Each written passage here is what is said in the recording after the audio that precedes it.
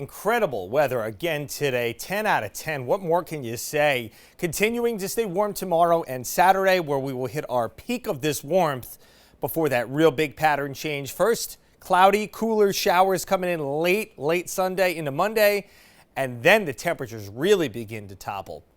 But the biggest drop, and perhaps maybe the most shock to the system, I think is going to come between Saturday and Sunday. You can see we're going from 20 or thereabouts degrees above average to right around average. And this is where we should be. But hey, listen, it's going to feel vastly different as you're stepping out the door on Sunday.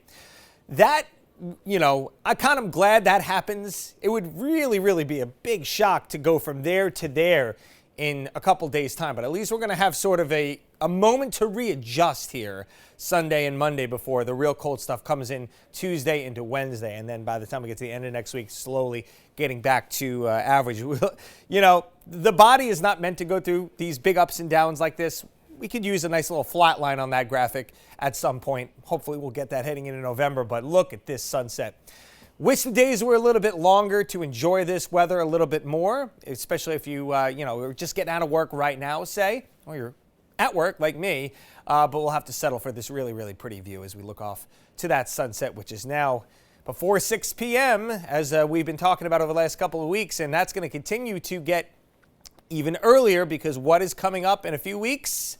The end of daylight saving time. For sure, it's going to be, again, that also is something that the body needs to take a little bit of time to readjust itself with and, waking up and going to sleep. 71 is the current temperature right now.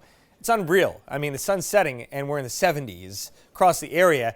It's still 79 in Norwood. Are you kidding me? 80 degrees essentially at this hour with the sun going down? Just incredible stuff, folks. I can't emphasize it enough. How it is so rare to get not just a sporadic, occasional day, one day late October. We're talking about an entire week like this. It's just really staggering. But the cold, it's waiting in the wings, and it's going to get here next week. Look at all the snow activity right now from Montana, parts of the Dakotas, and even getting down to close to Denver, just north of Denver. Denver's temperatures have dropped pretty significantly over the last day or so.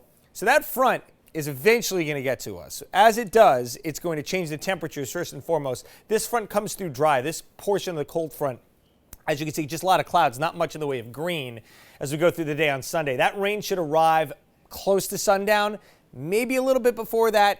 Again, if you have plans on Sunday, the earlier the better, but I think most of the day is going to be okay. But it is going to continue our streak of these wet weekends, which is funny considering, most of the weekend, again, is pretty good this time around. But hey, a streak is a streak. Now, then a warm front lifts a little bit further north. I still think we're going to get showers on Monday, but it could actually bump the temperatures back up a few degrees before that big pitfall following this cold front moving through. And that's into Halloween Tuesday. It'll be quite the difference as we get ready to go out. And, listen, trick-or-treating, got to find a way to bundle the kids up. Some costumes are warmer than others, John. 47 degrees. It could be worse, though, believe it or not, as we look ahead towards the following night.